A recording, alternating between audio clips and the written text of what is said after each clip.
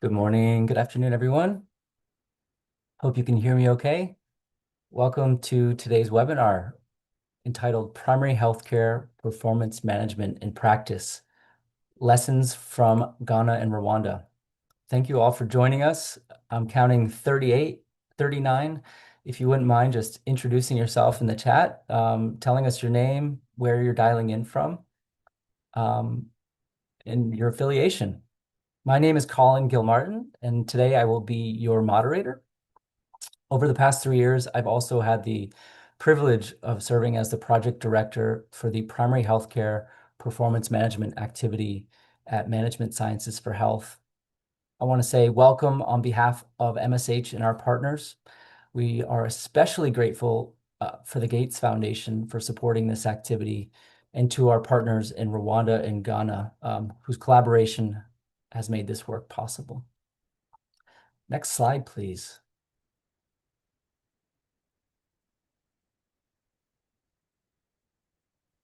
Thank you. Before we get started, let me just go over some housekeeping and logistics. First, cameras and microphones will be off for attendees, 44 and counting, but we encourage you to submit your questions using the Q&A panel as seen here. Again, we also encourage you to just introduce yourselves if you can.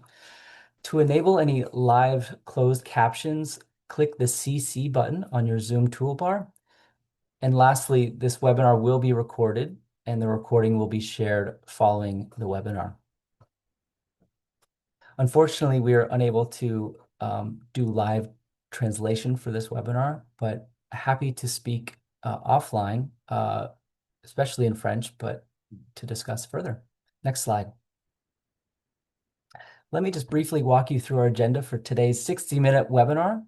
We will begin with opening remarks from the Gates Foundation. We will then provide you with an overview of the primary healthcare performance management approach and the results from our implementation in Ghana and Rwanda. We will then hear directly from North Tong District in Ghana about how this approach was put into practice. We will conclude the presentation portion with some reflections on the key lessons learned before moving into a moderated panel discussion with audience Q&A focused on institutionalizing, sustaining, and scaling district-led performance management. And again, please, we encourage you to submit any questions on the Q&A panel. We will reserve as much time at the end to address as many as possible. Next slide, please. I'd like to now introduce you to today's panelists and speakers, an exciting lineup. Together, they bring very diverse perspectives, and I think it's going to provide a really unique opportunity to explore this work from multiple different angles. Throughout the webinar, you'll hear, one, why this approach works and matters, how it was implemented, what it looked like in practice at the district level, and then lessons learned from across countries. With that, it's my distinct pleasure to introduce you to our first speaker, Noni Gachui, who is a Senior Program Officer at Exemplars for Global Health at the Gates Foundation. Noni joins us, I believe, from Seattle, very early her time. Noni, thank you, and the floor is yours. Amazing, thank you. Morning, everyone. Hello from Seattle. I'm very pleased to join you on this webinar on primary healthcare performance management. To begin, I'd just like to acknowledge the leadership of the Ministries of Health, Ghana Health Services, the Rwanda Ministry of Health, the district health management teams, some of who you'll hear from today, and all the other collaborators who implemented this work. Just to say, here at the Foundation, performance management is a really critical element of our strategic approach to resilient and sustainable primary healthcare, primarily for the role that it plays in enabling managers at all levels of the health system to use operational data to identify problems, understand the cause of those problems, and make informed corrective decisions with the resources that they have available.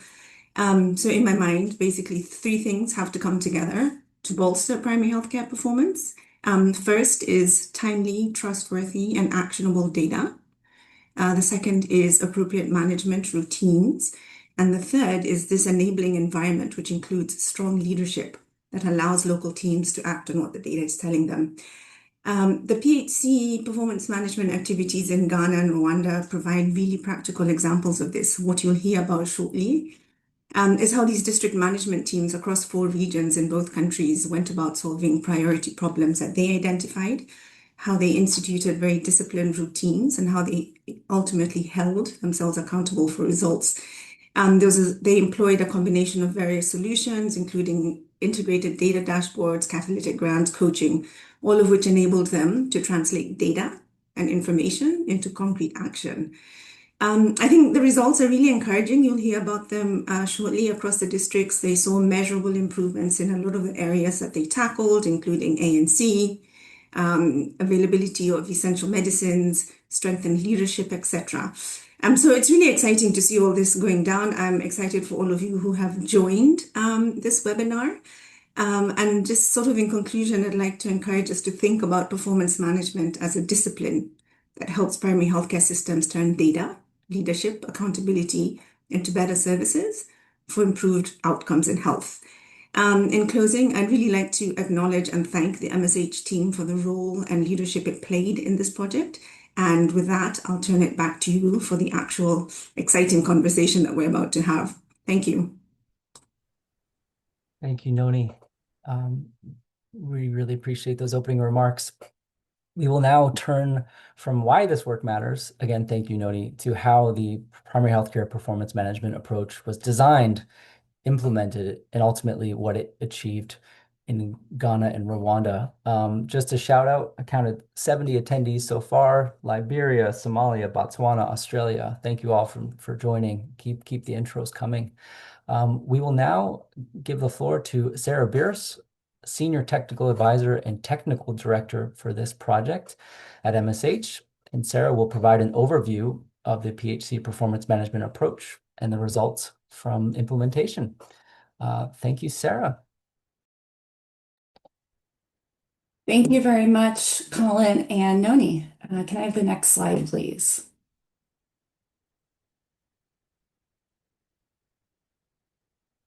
Before I walk through exactly what PHCPM did and what we found, we want to first take a moment to ground us in why we focused at the subnational or at the district level in the first place. The districts are where primary healthcare actually happens. District managers translate national policy into what families experience at their health facility: supervision, outreach, data review, procurement, and staffing decisions.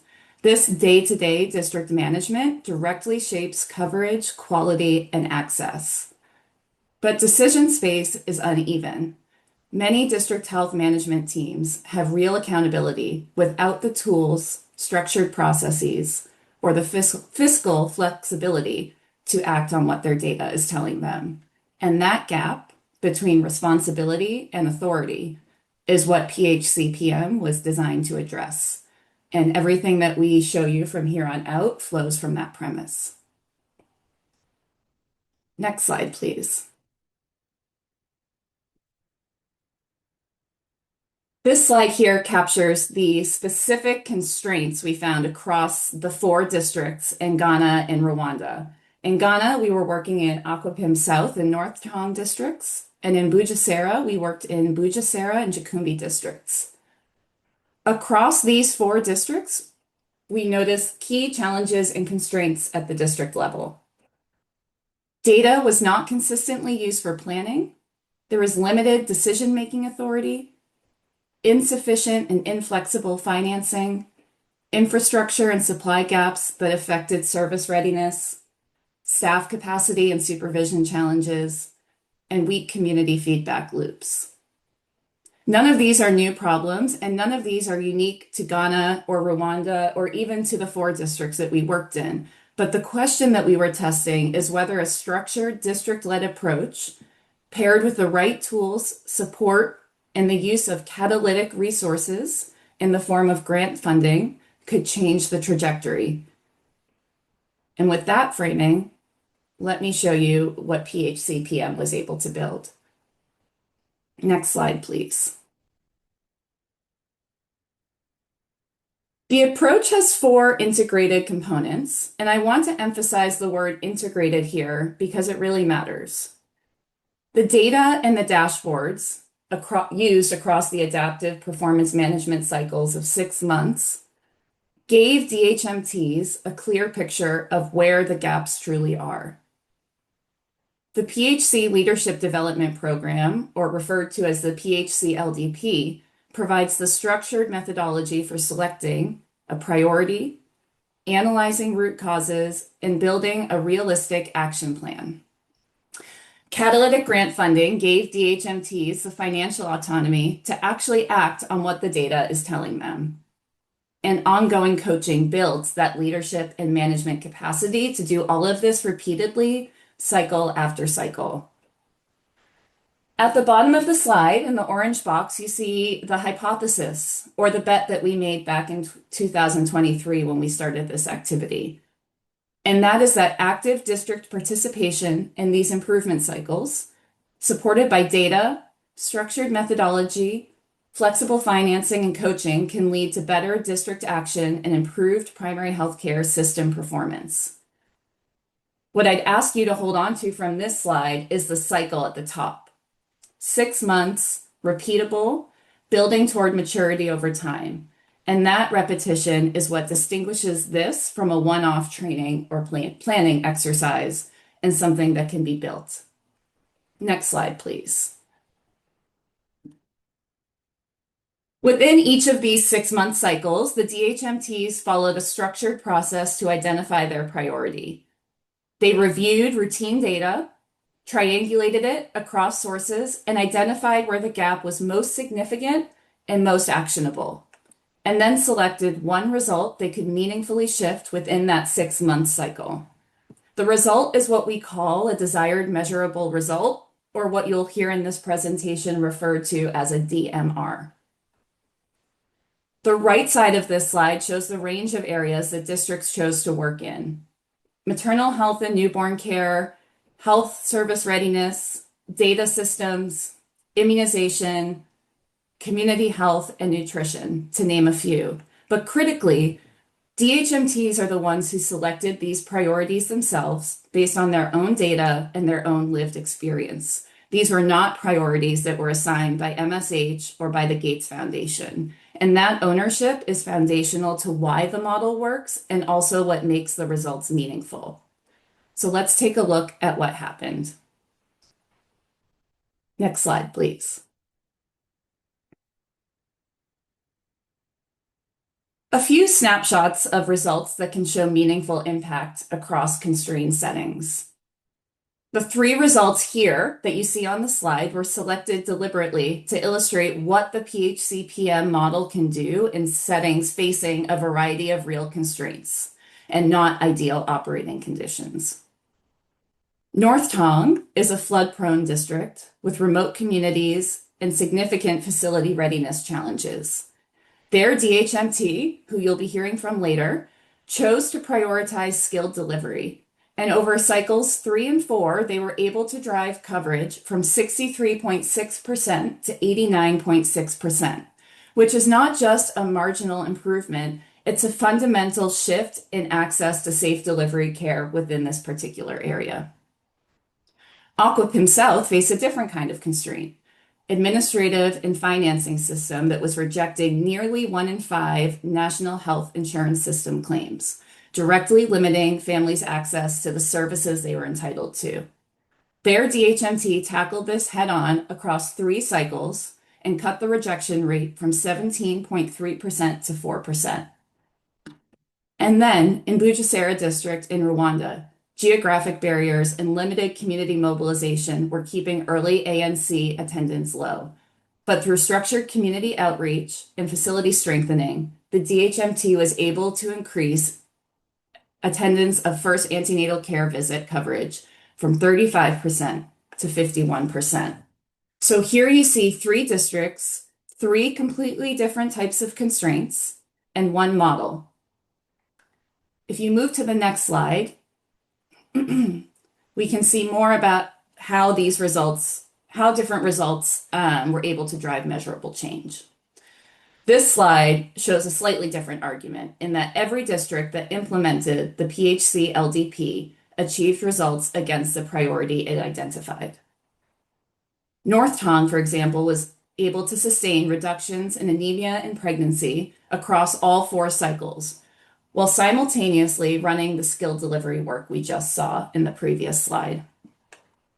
Aquapin South was able to improve coverage of the second dose of the measles and rubella immunization from 63% to 77%. Bugesera was able to prioritize health facility monthly reporting, recognizing that consistent data infrastructure was a prerequisite for everything else. And with that, they were able to improve health facility monthly reporting from 54% to 77%. And then finally, in Gicumbi District in Rwanda, nutrition interventions across multiple cycles reduced stunting in children under 2 from 23.6% to 19.3%. All in all, 51 different action plans were implemented across the 4 districts in 2 countries, across 4 improvement cycles. This consistency across these very different contexts is not coincidental. It reflects what a structured, well-supported approach to performance management can produce at the district level. Next slide, please.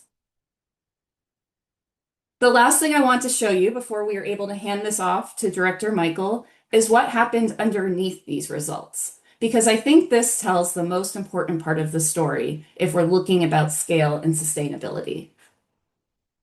Across the project, we administered baseline and end-line assessments across all 4 districts. This included DHMT functionality scores and PRISM data quality tools, and conducted key informant interviews at endline. All 3 data sources pointed in the same direction, and that is that DHMT functionality improved across all 4 districts. Planning capacity in Gicumbi went from 0 to 88%. Both Rwanda districts reached 100% on coordination. These aren't just the behaviors that produce the DMR results that we saw in the previous slides. They are the behaviors that will continue to grow and shape PHC performance well after this project has ended. Another important area to consider is data quality, and the PRISM scores improved substantially everywhere. We saw an increase in Bugesera from 20 to 62%. Data visualization reached 100% in both districts in Rwanda. And the capacity to use data and not just collect it got measurably stronger. So what the DHMTs told us during these interviews corroborated all of this. Rwanda DHMT cited stronger leadership and data use, with Bugesera outpacing national trends. Ghana DHMTs described sustained iterative improvement, with honest acknowledgement that gaps remain in routine data use, which is exactly where continued investment is needed. And these findings are further corroborated by an outcome harvesting assessment that identified 12 validated outcomes attributable to the PHC PM activity. All of these numbers only tell a part of the story, and each of them carry a significant story of their own. But to hear what this looked like from inside a district and what it actually meant for a DHMT to go through 4 cycles of this work, I'd like to hand it over to Michael Ziga, District Director of North Tong, Ghana.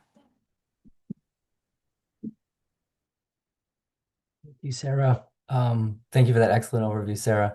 As Sarah mentioned, we're now going to hand it over to Director Michael, dialing in from North Tong, Ghana. Director Michael, over to you. Thank you very much. Good afternoon from Ghana for having me this afternoon to throw a bit more spotlight on the performance improvement program or interventions that were carried out in the North Tong district in the Volta region. Yes, so as a district, we are a rural setting that faces complex challenges that had to do with use of routine data at the facility level. We realized routine data under use for planning and then decision making, and then the workforce, equipment, and then Supply constraints were also system challenges that we faced as a district. Limited access to service delivery areas, especially in the rural-prone communities. And then weak community engagement and then follow up to our clients, and then the service delivery point, and then low performance in skill delivery, where as at the time this program started, we're doing 71%, with family planning acceptance being 30%.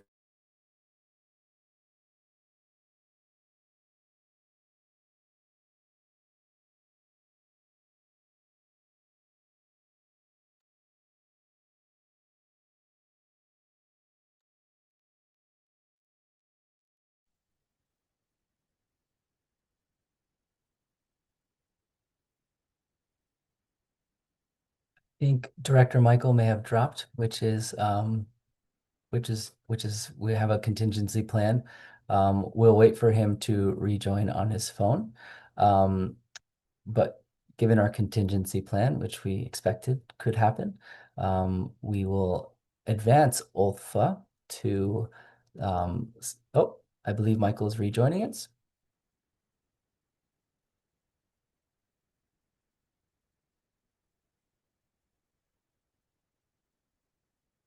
Okay. As we wait for Director Michael to rejoin, we will go to summarize lessons learned on the next section of slides, and we will go back to Director Michael when he can rejoin. Thank you. Over to you. I'd like to introduce Shawnee Mather, who is also dialing in from Ghana and hopefully will not face the same internet challenges, but completely possible. Shawnee has been serving as the MEL lead, monitoring, evaluation, and learning for this project. It currently serves as a technical advisor within MSH. Over to you, Shawnee. Hi, everyone. I was going to say, hopefully the contingency plan doesn't need a contingency plan. I'm off camera today just because of connectivity, but I'm really excited to talk a little bit about the work that we've been doing and some of the takeaways while we wait for Director Michael. Next slide, please, Ulfa.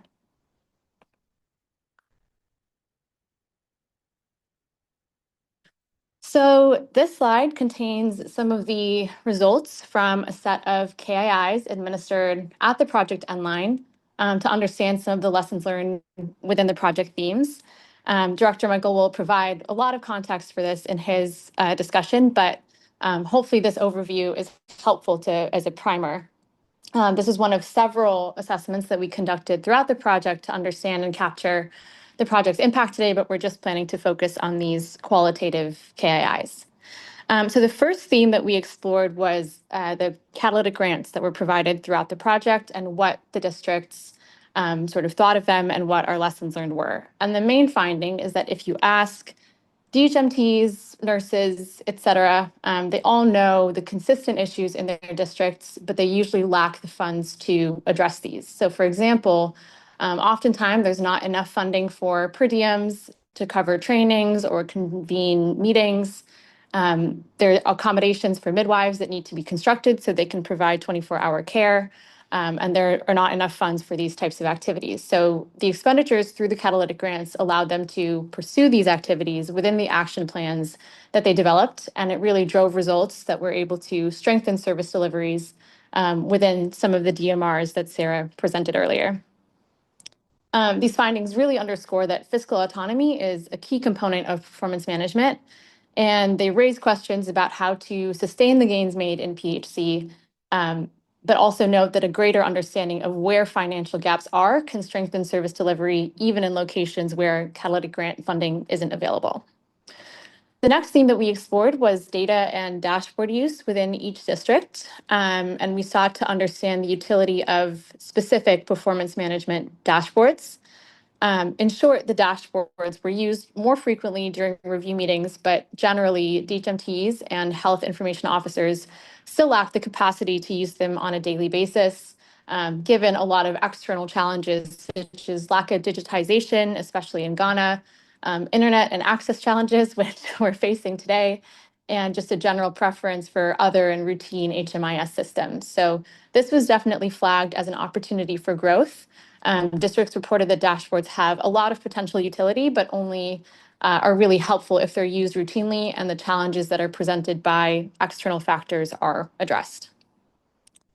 The third theme that we looked into was community engagement. Outcome harvesting, which Sarah mentioned earlier, identified a very strong correlation between project activities, changes in health outcomes, and changes in community engagement.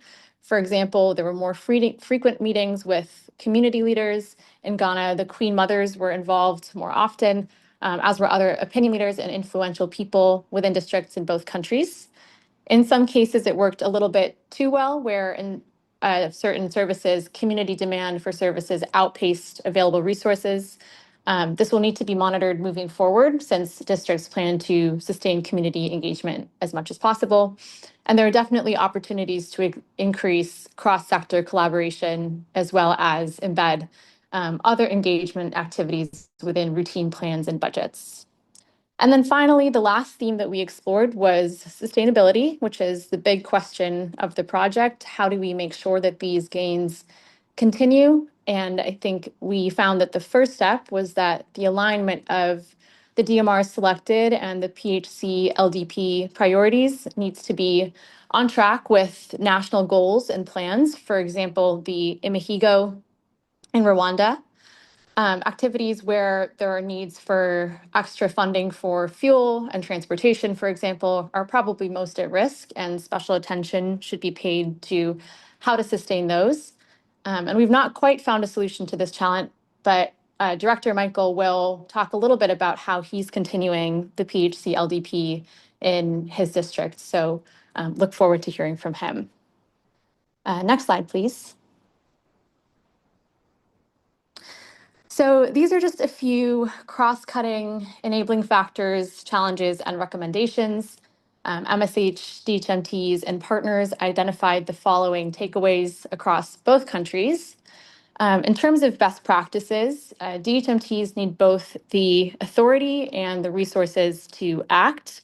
They need to make sure that they can really address the challenges that they face in their district. And sort of on that track, routinizing behavior change is really key to success. And where there are opportunities to align PHC LDP cycles with routine planning, those should be taken on. Existing systems can be strengthened with the investment of time and resources. So, for example, reviving community forums that had previously gone dormant due to lack of funding. And you'll see during Director Michael's slides that DHMTs really made this adaptive, and they built off of the successes and challenges of each cycle. So ensuring that learning grows across time is really important.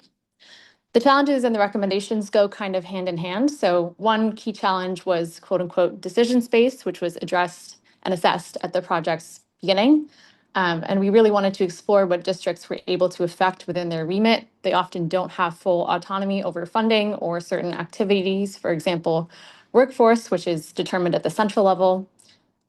So it needs to be clear and ensured that interventions are within their own authority and within DHMT remits to change. And as mentioned before, the project design should next time emphasize not getting too ambitious with priorities. So ensuring that DMRs are prioritized across cycles so that DHMTs can really drill down into priority activities and sustain results across the program. And with that, we might move backwards if Director Michael is back on. And maybe hear from him on some of the actual practices in his district. Thank you. Thank you, Shani. Thank you very much for having me. Sorry, I had some big internet and power fluctuation, but I'm back online now. So to continue from where I left, so we clearly, our baseline performance as a district wasn't that expected or have not met the national target till the commencement of this program. With the total population of 115,597, and then about 29 health facilities across the district. That became a great issue of concern. And then that is the premise in which we we started with this program. Next slide, please.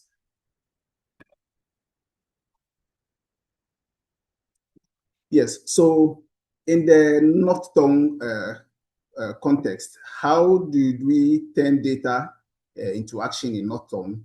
Yes, prior to this project, we said data was available, but there was no adequate use of data for decision making. So we followed a structured process using the challenge model and then other improvement models by going through the use of data and then dashboards to identify areas of improvement in the district. And then I clearly mentioned that we, as a district, we were not using data that much, but coming into this, we have to go back to the drawing board and then use data that is available on the existing dashboards and then dashboards that were created at the district level.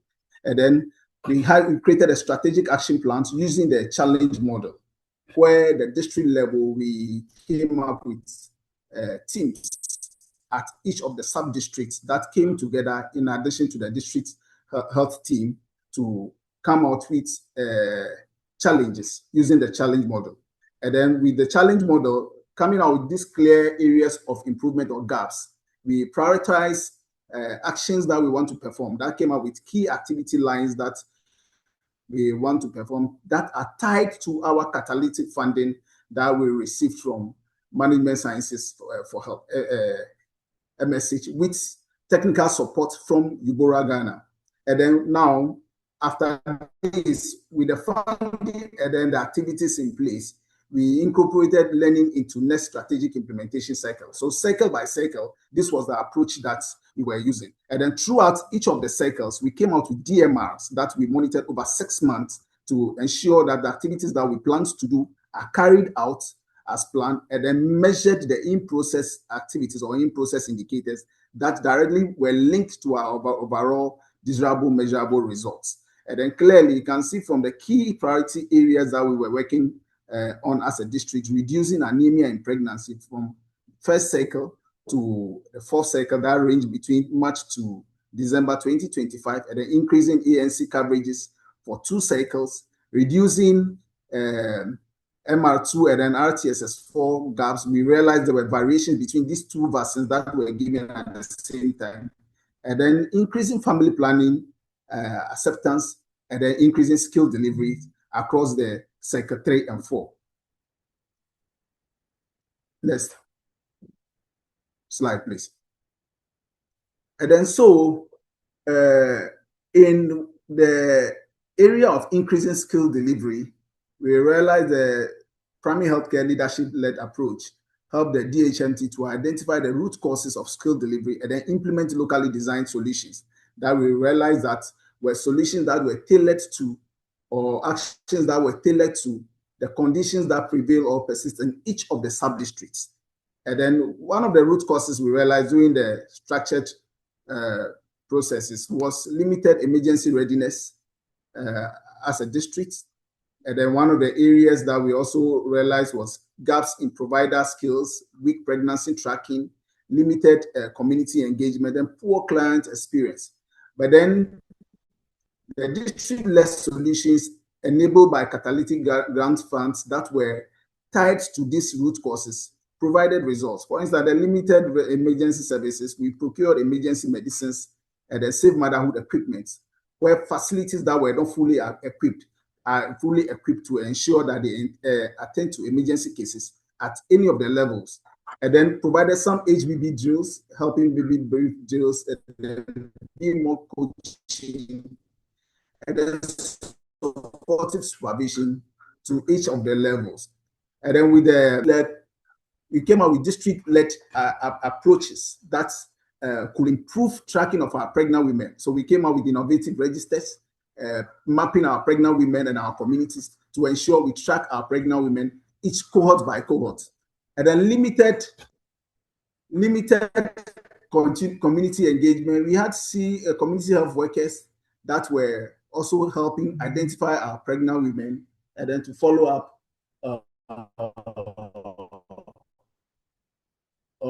on them.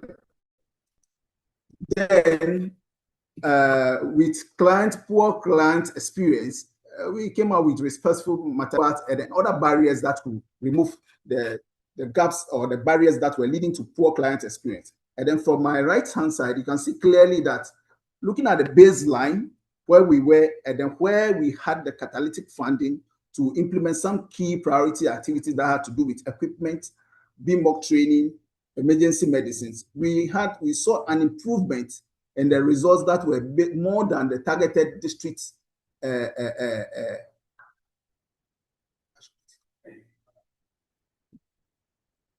that were more improved than the baseline across the 2 cycles where we implemented. But then the interesting thing is at a point where we had some challenges that were beyond us, getting to the tail end of the cycle, we realized we saw a dip that had to do with staff attrition, some transfers, and then weather conditions that were not permitting us to reach out to our targeted population. Next. Yes, so sustainability is now part of how we manage the performance. What are we doing to ensure the gains that we've made, we are able to sustain them as a district? One, we embedded the routine practices into the district routine management that had to do with the PHC leadership performance program being institutionalized across all sub-districts, gap analysis conducted using our routine data, and then digital dashboards that we developed that even at the facility level or the district level or the sub-district level, clearly everyone can see his or her performance and then use that to make an informed decision. And then we sustain with district resources. The action plans now are not running parallel to the already existing health system. We've integrated them into our action plan or the district composite budget and planning. The district staff still carry out the supervision and then service delivery at all levels. And then local resources are used to sustain improvement. In fact, we've made a lot of investment with our catalytic funding that had to do with building capacity of frontline staff and then district staff, and then procurement of some basic equipment. And then that is what is sustaining the gains that we made now. And then for continuous improvement, yes, we are as a district sustaining the gains and then continuing with a 5th cycle. And then this 5th cycle, already capacity have been built, equipment are in place, and then some best practices are being implemented. And then so we are carrying out another 5th cycle. But the unique thing about this cycle is that as a district, sub-districts have different or peculiar system gaps. And then so we are carrying out the performance program or the performance improvement sub-district per sub-district based on the challenges that exist. So we have some sub-districts looking at skill delivery, some sub-districts looking at improving immunization coverages, and then some sub-districts looking at improving claims rejection across their facilities. And then so the district teams continue to identify these priorities, implement the solutions, and then review the progress that are made. But this time around, we are not doing it 6 monthly. We are doing it across the whole 12 calendar year that the Ghana Health Service uses. Next.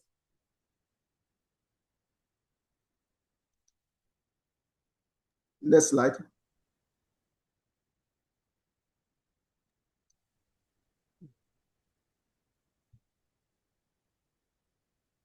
Thank you, Director Michael. I'm laughing in the background as this webinar has a lot of parallels to our work over the last 3 years, despite the challenges, in this case, some audio and connection issues. You always deliver on time despite the challenges. So thank you. Please give it up for our panelists and our speakers here. Olfa, if you wouldn't mind just advancing past the Shawnee's slides. I now have the pleasure of opening up the panel discussion. We've now heard why this work matters. Thank you, Noni. How the approach was implemented. Thank you, Sarah. What it looked like in North Tong, and some of those key lessons that Shawnee shared that emerged across the project. I'd like to now invite our panelists to help us look ahead and discuss what it will take to institutionalize, sustain, and scale performance management efforts moving forward. Joining us for this discussion are Michael Ziga, who you just heard from. We have Moses Ahabwe, who is Executive Director of Building Systems for Health in Rwanda, who will share a little bit more about Rwanda's experience adapting the performance management approach. And then we have Katja Shimyonik, Senior Technical Officer for Primary Healthcare at the World Health Organization, dialing in from Geneva. Again, please submit your questions using the Q&A panel at any time, and we'll try to group and address as many as possible. We have just about 20 minutes, so we'll jump into it. Michael, again, thank you for your presentation and for jumping back on. It came through very clearly. Since the project has concluded, we've seen that North Tong has continued into a 5th performance improvement cycle. That's beyond the donor funding mandate, beyond the project timeline. What has enabled your district to continue and sustain this momentum? And which performance management practices have really become part of your routine management? I'm asking this question as we see people dialing in from all across the globe, more than 100 attendees at this point. What lessons would you share for them about how to sustain such an approach? Over to you, Michael. Thank you very much once again. Yes, so across the 4 cycles and then moving on to the sustainability phase, that which is the 5th cycle for us, there were a lot of drivers, but key among these drivers had to do with leadership. And then so leadership at all levels, if I mean leadership at the district level, at the sub-district level, and then at the facility level, had some ownership and an accountability strength that has been strengthened. And then so decision-making at each of these levels have been strengthened. When I say decision-making, that had to do with managing teams, addressing challenges, coming up with innovations, and then being responsible for the results that is churned out has been something that has worked for us, or one of the key drivers. The second one had to do with use of data, and the use of data at all levels, at the facility level, the sub-district level, and then the management level, which is the district level, has now been institutionalized. And then so on daily basis, data that is churned out at the service delivery point at that ANC clinic, the data that the community health nurse churned out at the home visits, and then the data that community health nurse or that physician assistant churned out at the consulting room is used for decision making to improve client attendance, client satisfaction, increase coverages, and then also increase indicators that had to do with quality indicators. And then that has clearly reflected in most of the DMRs that we mentioned. Then the third one had to do with the community engagement and the support system. The health system at the North Tong District Health Directorate works so unique with the traditional areas that we had, because they provide much of the support and then the resources. And then so engaging the community and then using the already community existing support systems helped strengthen most of the strategies that we put in place. For instance, mobilizing pregnant women to use our facilities. Community leaders were helping us do that, ensuring that our facilities are open to the community. Community members were helping us do that. And then some of the resources that the catalytic grant couldn't provide, community members were also helping with some minor renovations and then some other community support systems. And then so those were the key drivers. And then yes, the catalytic funding also played a major role. Although the 5th cycle, we've not had the privilege to have a catalytic fund, but at least that has been an investment that is sustaining the gains. So then the investment in capacity building, equipment supply, and then other internal support systems were key things that helped us. So these 4 key areas were the 4 key factors were the drivers of the whole program that we implemented as a district. And then lessons that we have learned. What lessons that we have learned here? Yes, as a district, there are so many lessons that we have learned as a district. Key among them is we realize community engagement, working with the community, plays a key role. when it comes to service delivery. And then two, use of data. Use of data is something that over the past we were using data all right, but then building capacity and then the service provider being able to use this data for decision making has been one of the key things that we learned as a lesson, and then we'll recommend to anybody. And then leadership at all levels, not only at the district level, but the service delivery point where individual staff or service providers play some key role in mobilizing their clients in dissemination of results are also key lessons that we've learned that we think were the driving force behind this entire cycle, from cycle 1 to 4, even progressing into cycle 5. Thank you. Thank you, Director Michael. And please stay on the line as we'll get back to you with a few questions coming through on the chat. I'd like to now pass the mic over to Dr. Moses, who really can provide some color from the implementation experience in 2 districts in Rwanda. Dr. Moses, Rwanda adapted this approach to fit its own health system, to fit its own district context. Looking back over the last few years, what lessons stand out most to you? In other words, what adaptations were most important to making this approach successful in the Rwanda context? And a 2-minute response would be appreciated so we can pass it on to other panelists. Thank you. Yeah, thank you, Colin, and hello to everyone.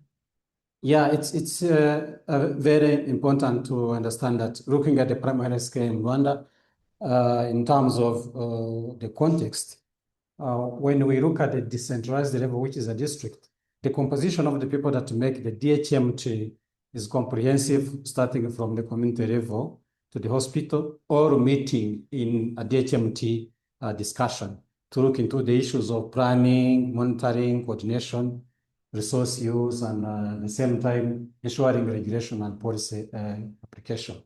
But though there is that kind of mixed skills from all levels, from policy level, where we have the vice mayor leading the people who are leading the community health workers at the community level, you could think that this mix of the leadership of the DHMT should be able to sit and discuss a lot and address the issues that could be challenging the implementation. But that composition did not make it sufficiently. That's where we see the PHC project coming in and really showing us that there are some areas that are important to adapt to make sure that there's improvement in primary health care. So this actually is good to be adapted to all the districts. It's very interesting to see that even after the implementation of this project, the Ministry of Health reached out to other partners and identified another source of funding to support implementation of this approach to 4 other districts with the support of WHO. So what do we say that are important for the districts to adapt to make sure that this service is continuing? One thing that we identified in the process is to see that the DHMTs or the district health management team can sit together and discuss their performance challenges and try to figure out exactly to understand why they have those performance challenges and do a root cause analysis to come up with what they think is the real cause of why their performance is very low. So it's very important, like one of the important management consultant, Peter Drucker, put it, unless you have commitment, there is no promise that what you have planned is going to be. I mean, you cannot have a plan. It is going to be a promise and hope that you can do or you can work on something because of the commitment. So they put together their ideas and try to come up with what we may call proposed solutions based on their challenges. And this they were able to do using the challenge model. So what is important in this is that having the DHMT sitting together and discussing the challenge that is affecting one level or the other does not necessarily mean that the decision or the best solution to solve a problem needs to come from maybe the senior technical person. It's not. I can just give an example of one of the districts where we had a representative of the community health workers coming up and trying to explain to the DHMT that why ANC is not really improving. It's because the community health workers, when they try to engage women, women try to kind of say, no, it's okay, we'll go there anytime we want. And the whole point was the explanation that was coming from the community health workers seemed to be weak. But when this community health worker representative expressed that there is a need to have local leaders accompanying the community health workers to give an account, to explain to the women why ANC is very important for them. The first 2 months they went with the local leaders to visit some homes where we had women who were not responding. We saw a very big hike indicating that they really responded, and ANC from there shoot up, and up to today it hasn't gone back because it is that ownership of the local level which has really consistently continued to work with the community health workers, just trying to underline to us that solutions for the problems were coming from the community, from the DHMT members who were cross-cutting all the areas of performance. Thank you, Dr. Another Moses. thing I might, that is Dr. really- Moses, I might just pause there and come back to you as a lot of questions are Okay. pouring in, but hold that thought, please. I'm going to now just pass the mic over to our third panelist, Katja Shumyanik of WHO, who provides maybe a different perspective, a more global perspective. Katja, based on what you've heard today, very curious to get your thoughts. How can district level performance management contribute to broader PHC strengthening efforts? What opportunities do you see for institutionalizing such an approach or pieces of this approach within national health systems? Over to you, Katja. Thanks, Colin, and thanks the MSH team and directors Michael and Moses for this insightful presentation. So PHC approaches in the heart of WHO's work on the way health systems should be organized and oriented towards, and it's even more critical than before in regard to achieving UHC and SDG goals. So I'm saying that in a time of very financial hardship for many countries. We all know that external funding has been reduced substantially and that fiscal spaces in countries have really shrunk. So it's even more important, and we heard it in the beginning in the framing, that the essence of implementing national policies lies with the district health management team. So it is therefore extremely important that district health managers take the right decisions based on the right data to allocate the scarce resources efficiently and strategically. So in my view, what we can see from a global perspective in the countries is extremely important that these district approaches that are innovative, that use management techniques, and that lead to tangible results, that lead to improved performance, are informing the national level or the regional level when it comes to planning processes, policy dialogues, and also at the end resource allocation. And there's a lot what I've heard for today that Central Ministry of Health can learn and replicate in terms of improvement of management practices and accountability. What is also important here, I think, and this is where global partners like WHO can come in, and that's what we try to do with this work stream, is to really document and disseminate successful and scalable approaches. And here, again, the importance of choosing the right data and the right measurement comes in, and we have seen that, and then visualize, and we heard about using operational data, using dashboard, visualize these to lead to actionable implementation to what you want to improve. So for me, it also means that institutionalizing can replicate successful district approaches to more districts. can replicate that to regions and maybe to a national rollout. So this is what we have also seen in other countries. So once the government see there have been tangible results that lead to a measurable improvement of health outcomes, they are more likely to allocate the scarce resources. So likely whilst they would have said we will not throw good money after the bad, successful approaches might lead to better resource allocation and informing policy and planning processes. But I also want to highlight the importance of health workers and district health management teams. We have heard that before, and very often we tend to talk about limited staff capacity, which I would like to unpack a little bit here. Oftentimes salaries are low or not being paid in time. The infrastructure, and we heard that from Director Michael, is inappropriate as central medicine is often lacking. And at the same time, the health workers are under pressures from their communities. So what I appreciated a lot here in this approach is that the project moved away from standalone training activities that would expose the health worker to a standoff learning process, but engages in a continuous day-to-day learning approach. And I think this could be something that could be institutionalized, moving away from this type of often very expensive classroom training, but more using a real system that would enable district health managers, but also facility-based primary care health workers to perform better, to identify root causes of low performance and address quality of care. So this could be institutionalized in pre-service curriculum, but also in a continuous professional education approach that would be much more better than standalone training and be built into the daily routine of district health management teams. So with that, I think I need to hand back to you, Colin, because time is short. Thank you very much. Thank you so much, Katja.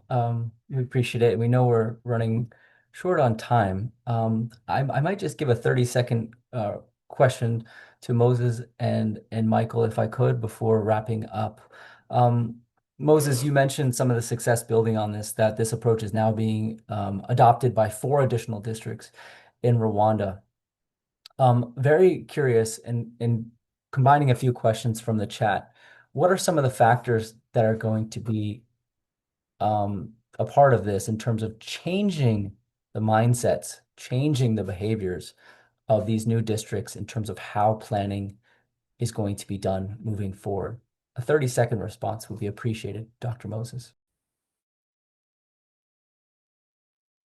Thank you, Colin. I think the main changing area is the teamwork, which is very key, that has really proved to be very essential for us. And then the discussion of the real cause, not talking of performance issues or failure to achieve something because of one who said it, but why exactly? So getting into the root cause analysis and then come up with a solution that comes from the team, I guess is going to be the best way to make the team more responsible, other than maybe additional people or whatever. Over to you.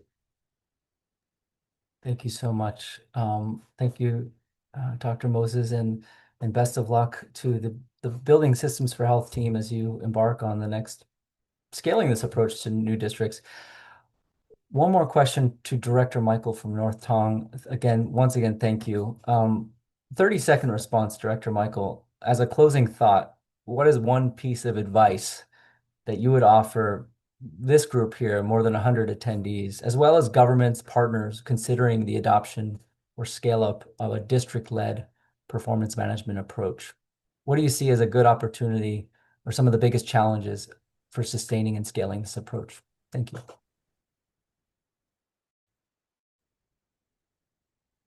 Yes, thank you very much.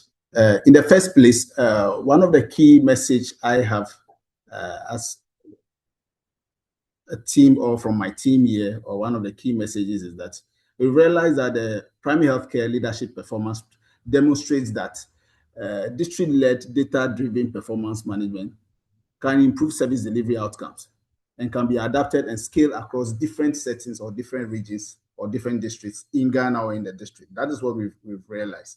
But then the biggest challenge that we see is funding.